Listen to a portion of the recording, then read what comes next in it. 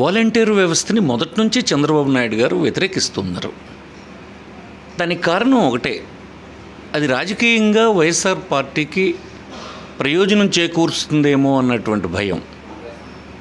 So దానివల్ల అతని అభిప్రాయాన్ని ఎలా మార్చుకున్నారంటే, ప్రజలకు నష్టం జరిగినా పర్వాలేదు, దానివల్ల అతనికి రాజకీయ ప్రయోజనం ఉండాలి అన్నటువంటి దురాశే ఈనాడు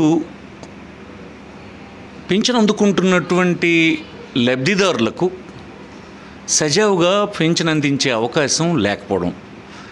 అతను ఎలక్షన్ కమిషన్ ఆఫ్ ఇండియాకు పిటిషన్ పెట్టడం వలన అతను కానీ, అతని మద్దతుదారులు కానీ, అతనికి సపోర్ట్ చేస్తున్నటువంటి వర్గాలు కానీ ఆ విధానాన్ని వారు రద్దు చేశారు. సో బ్యాంకుల వద్దకి ఇలాంటి వృద్ధుల్ని వెళ్ళి తీసుకోమని చెప్పారు. ఇలాంటి వేసవి కాలంలో సుమారుగా ఇప్పటికే 30 మంది మరణించారు. సో మిగతా వరకు ఒక గందరగోళం ఏర్పడింది. అన్నిటికంటే ముఖ్యం, నిశ్చంతగా నెల తిరిగేసరికి వారి ఇంటి వద్దకు వచ్చినటువంటి పెన్షను వారికి అందకుండా పోయింది.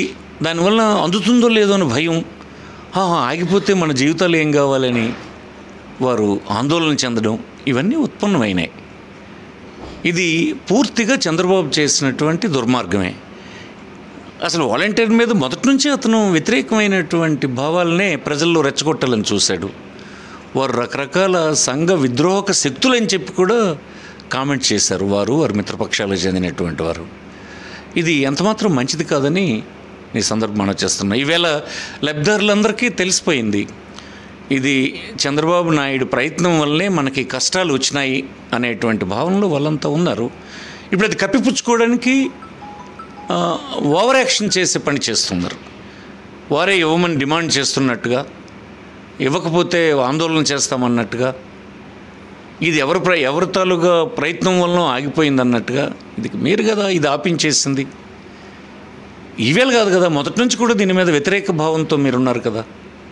స్వచ్ఛందంగా జరుగుతున్నటువంటి కార్యక్రమాన్ని అన్ని విధాలా వెన్నుపోటు పుడిచింది మీరు. అందుకోసం దీని ఫలితాన్ని ప్రజల ఓటు ద్వారా మీరు అనుభవించక తప్పదు. Thank you.